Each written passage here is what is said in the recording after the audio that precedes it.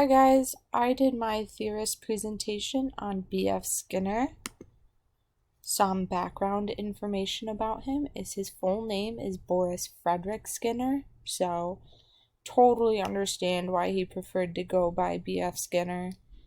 He was born on March 20th, 1904, and passed away August 18th of 1990. He was born in Susquehanna, Pennsylvania. No idea if that's how you say it, but it mentioned that it was a small town.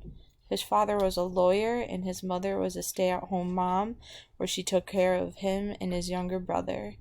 He attended Hamilton College where he had a passion for writing, and after graduating he had little success. So 2 years later, Skinner pursued psychology at Harvard University.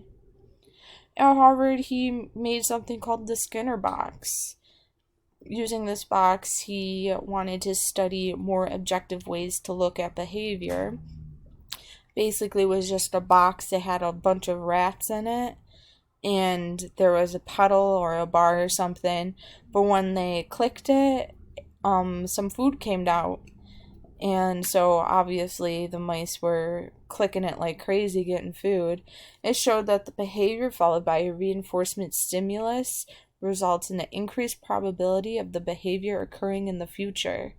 So after a while of the mice clicking it knowing that the bar gets food, Skinner turned that feature off so they would click it and no food would come out. And they stopped clicking it altogether or it went down. And this proved that a behavior no longer followed by the reinforcing stimulus results in a decreased probability that the behavior occurring in the future. So from this study, it came to the conclusion that some form of reinforcement is critical in learning new behaviors. He then finished his doctorate degree and worked as a researcher at Harvard University, where he published The Behavior of Organisms. B.F. Skinner then taught at the University of Minnesota, where he tried to train pigeons to be guides for bombing runs during World War II. Though his project was canceled, Skinner was able to teach the pigeons how to play ping pong, which is so freaking cool. I would love to see a video on that or something. Skinner then had a daughter named Julie with his wife, and he invented the baby tender. This is a crib that had a heated bottom so that the baby didn't need blankets. It also had no slits on the side so that the baby wouldn't get injured. There's a little picture of it down at the bottom. As his children grew, he gained interest in learning about education, and he later wrote the book, The Technology of Teaching. Skinner then wrote the book, Weldon II, which proposed a type of utopian society where the people were led by good citizens through behavior modifications, which is just a system of rewards and punishments. But Skinner's colleagues were really confused and kind of thought he wasn't super dedicated to the science anymore after that. So Skinner kept writing books about society and behavioral theories, including Beyond Freedom and Dignity, but he then created About Behavioralism to prove to his critics that he was still dedicated. Sorry, my dog just jumped up on the bed. Some behavioralist learning theories are behavioralists is based on the proposition that behavior can be researched scientifically without looking into the inner mental status. Behavior is determined by its consequences, whether it's a reinforcement or a punishment, which makes it more or less likely that that behavior is going to happen again.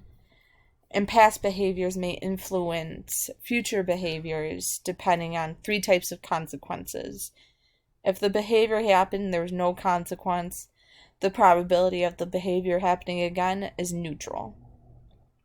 If there is If the consequence was found pleasant, then the behavior is likely to repeat itself in the future. This is also known as positive reinforcement.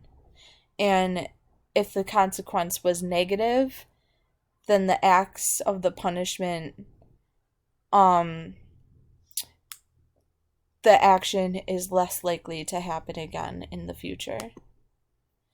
This can be applied in the classroom for when teachers provide positive reinforcement or rewards whenever students perform a desired behavior. They'll learn to perform that behavior on their own. Behavioralists think people can act in response internally or externally generated physical stimuli. And an example of behavioralism in the classroom is when teachers reward their class or certain students with a party or a special treat at the end of the week for good behavior throughout that week. Some quotes that I found pretty cool that our friend B.F Skinner said was, sorry, my timer's going off, was that education is what survives when what has been learned has been forgotten. The consequences of an act affect the probability of it occurring again. Proper use of positive reinforcement is extremely powerful. And this one's my favorite. A failure is not always a mistake. It may simply be the best one can do under the circumstance. The real mistake is to stop trying. Thanks, B.F Skinner. You rock. Here's my references. See you guys later.